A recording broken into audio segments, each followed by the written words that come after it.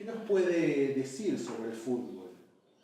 Bueno, yo para decir algo sobre el fútbol tendría que irme un poco a lo que es la historia de los torneos mundiales, que comenzaron en 1930, y donde un francés, Jules Rimet, fue prácticamente el padre de las Copas del Mundo.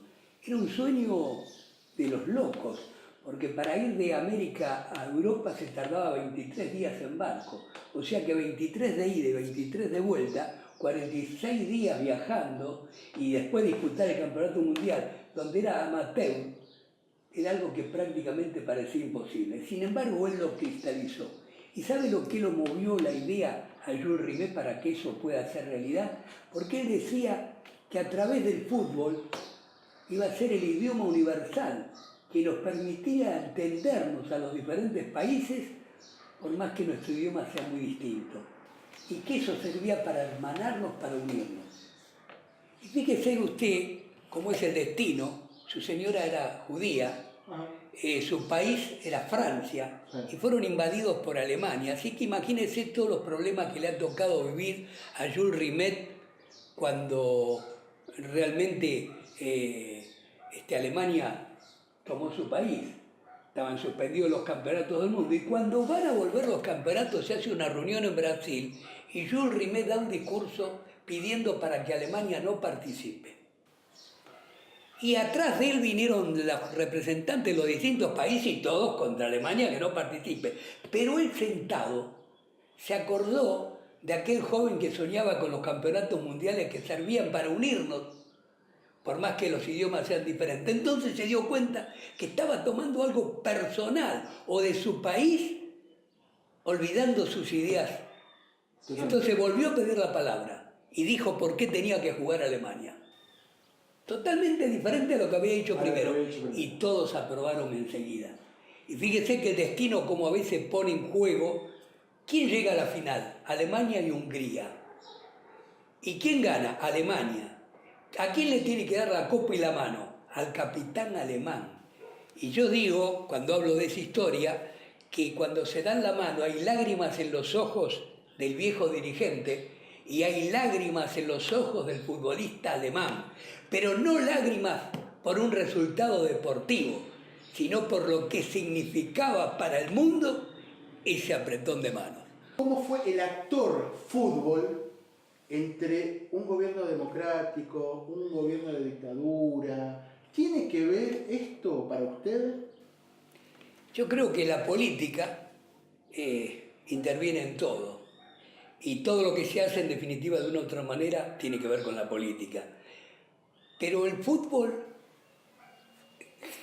genuino, lo que es la esencia, yo creo que les da a los políticos una tremenda enseñanza, a los pueblos inclusive. ¿Por qué digo esto? Porque un equipo de fútbol puede componerse, puede tener un universitario en el plantel, puede tener un analfabeto en el plantel, puede tener uno que su familia es millonaria, puede tener uno que su familia es de lo más humilde, puede tener alguien que es de una raza y puede tener otro de una raza, de una religión o de otra religión, de un color o otro color. Pero de todos modos, ¿para qué sirve el fútbol? Porque todos unidos, a pesar de las diferencias, apoyándose en objetivos concretos, tienen que estar unidos para un logro de éxito en ese torneo, que no puede ser de ninguna manera exitoso si no ponen todo lo mismo. Claro. Y entonces eso es lo que yo a veces le he dicho a un amigo que es diputado, justamente antes de que él fuese diputado, que aprendieran del fútbol. Y el otro día me puse muy contento porque algo que yo no sabía, el papá de el doctor Juan Carlos Díaz Roy, su papá había sido presidente de un club de Paraguay. Había sido antes jugador de ese club de Paraguay, el Club Nacional. Y fue quien, en un homenaje que se le hizo a Arsenio Erico, el máximo goleador del fútbol argentino, le entregó un pergamino de ese club donde él escribía que lo recordaba porque de chicos se iban juntos a jugar a la pelota y fue recordando un poco los pasajes de su vida. y yo no sabía esto, le comenté y le mandé la fotografía del pergamino, está en el libro Erico para siempre, un libro que se lo recomiendo. ¿Podemos decir que el fútbol es una política de Estado? ¿Sirve? Es que todo lo que se hace tiene que ver con la política, no está alejado de la política. Y yo creo que, fíjese si es política de Estado, que en la época del primer peronismo tuvimos campeones del mundo en básquetbol, en remo, en automovilismo, en boxeo, en un montón de deportes. El deporte... ¿Por qué? Porque fue apoyado por el gobierno.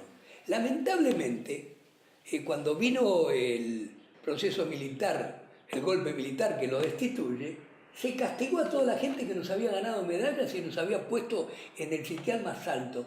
Es increíble. No puede ser. ¿De qué manera se los castiga? Y se los castiga así, por ejemplo.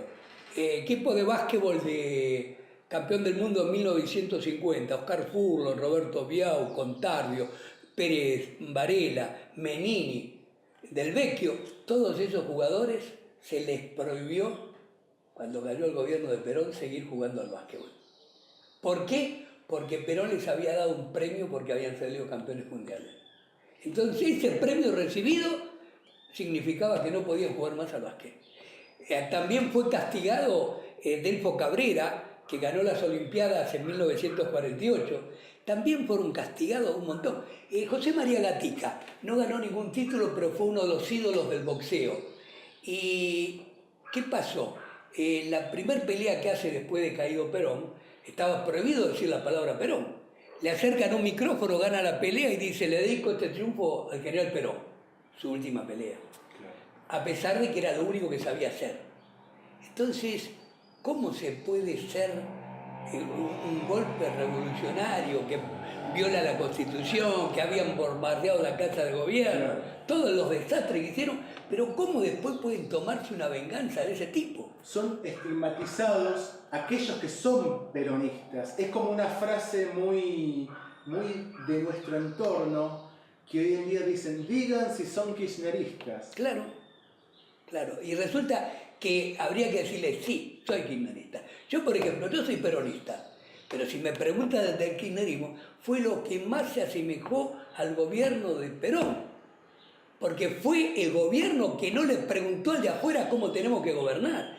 Fue el gobierno que buscó que la industria nacional fuese defendida. Fue el gobierno que buscó de que cada vez tuviésemos un poco el salario un poco mejor, a tal extremo que si la inflación avanzaba, siempre el aumento del salario era un poco más. Quiere decir que a mí que me interesa, que me sale más caro si yo estoy ganando más dinero. A veces decían algunos: mirá, con 100 pesos lo que podía comprar y ahora con 100... No. ¿Cuánto ganaba? ¿Cuánto tenía que trabajar para esos 100 pesos? ¿Cuánto trabajé después?